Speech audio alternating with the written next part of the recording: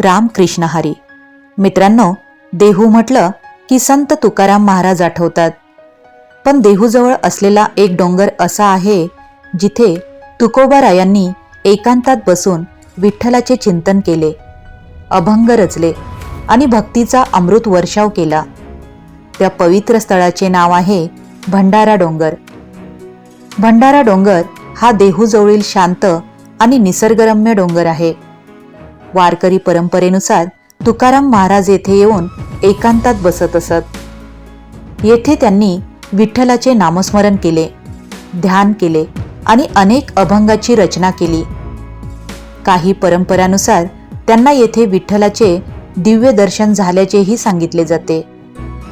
मित्रांनो, भंडारा डोंगराशी सर्वाधिक जोडला जाणारा अभंग आहे वृक्षवल्ली आम्हा सोयरे वनचरे.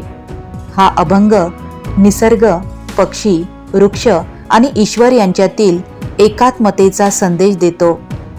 परंपरेनुसार या परिसरातील निसर्ग सौंदर्याने प्रेरित होऊन हा भाव तुकोबारायांच्या अभंगात उमटला असे मानले जाते.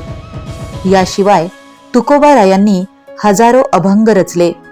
त्यांची गाथा म्हणजे तुकाराम गाथा वारकरी संप्रदायाचा अमूल्य ठेवा मानली जाते. मित्रांनो, तुकाराम महाराजांनी येथे विठ्ठलाचे अखंड नामस्मरण केले, ध्यान व साधना केली, अभंग रचना केली, कीर्तनासाठी चिंतन केले आणि भक्तिमार्गाचा प्रसार केला. वारकरी परंपरेत भंडारा डोंगर हे तुकोबारायांचे साधनास्थान मानले जाते. मित्रांनो, भंडारा डोंगर हा फक्त एक डोंगर नाही, हे ते ठिकाण आहे जिथे तुकोबारायांनी जगाचा गोंधळ सोडून विठ्ठलाच्या चरणी स्वतःला अर्पण केले, जिथे अभंग जन्माला आले, जिथे भक्ती फुलली आणि जिथून वारकरी संप्रदायाला नवी दिशा मिळाली, असा हा भंडारा डोंगर.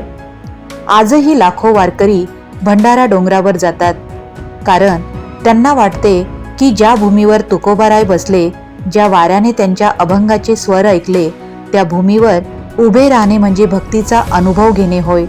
मित्रांनो, भंडारा डोंगराबद्दल अनेकांना फक्त एवढेच माहीत असते की ते संत तुकाराम महाराजांचे साधनास्थान आहे, पण त्यामागे आणखी काही रोचक गोष्टी आहेत. वारकरी परंपरेनुसार संत तुकाराम महाराज अनेक दिवस भंडारा डोंगरावर एकांतात साधना आणि नामस्मरण करत असत. येथे त्यांना विठ्ठलाचे दिव्य दर्शन झाल्याची श्रद्धा आहे. काही परंपरांमध्ये ते 15 दिवस अखंड ध्यानात मग्न होते असे सांगितले जाते. भंडारा डोंगराचा निसर्ग अत्यंत रमणीय आहे. वृक्ष, पक्षी, डोंगर, दऱ्या यांच्यात रममान होऊन तुकोबारायांनी निसर्गाला आपले नातेवाईक मानले. त्यामुळे वृक्षवल्ली आम्हा सोयरे वनचरे हा प्रसिद्ध भाव या परिसराशी जोडला जातो. भंडारा डोंगरावर प्राचीन बौद्ध लेण्या आहेत.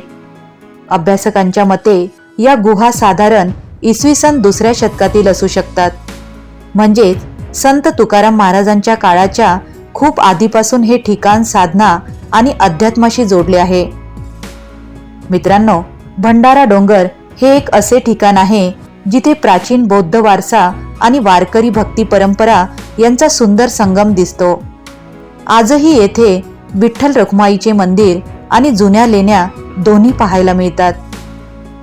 देहू हे संत तुकाराम महाराजांचे गाव आहे आणि येथूनच दरवर्षी पंढरपूरच्या वारीसाठी तुकोबारायांची पालखी निघते आणि त्यामुळे भंडारा डोंगरालाही वारकरी भक्तांच्या दृष्टीने विशेष महत्त्व प्राप्त झाले आहे.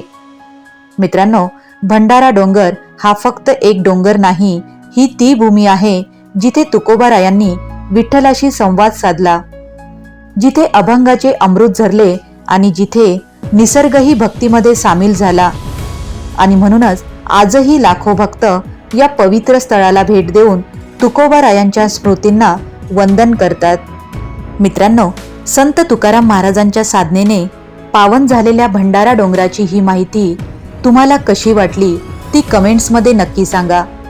आणि अशाच संतांच्या पवित्र स्थळांची माहिती, अभंगाचे रहस्य, विठ्ठल भक्ती आणि वारकरी संप्रदायाच्या कथा पाहण्यासाठी आपल्या चॅनलला नक्की सबस्क्राईब करा. जय जय रामकृष्ण हरी.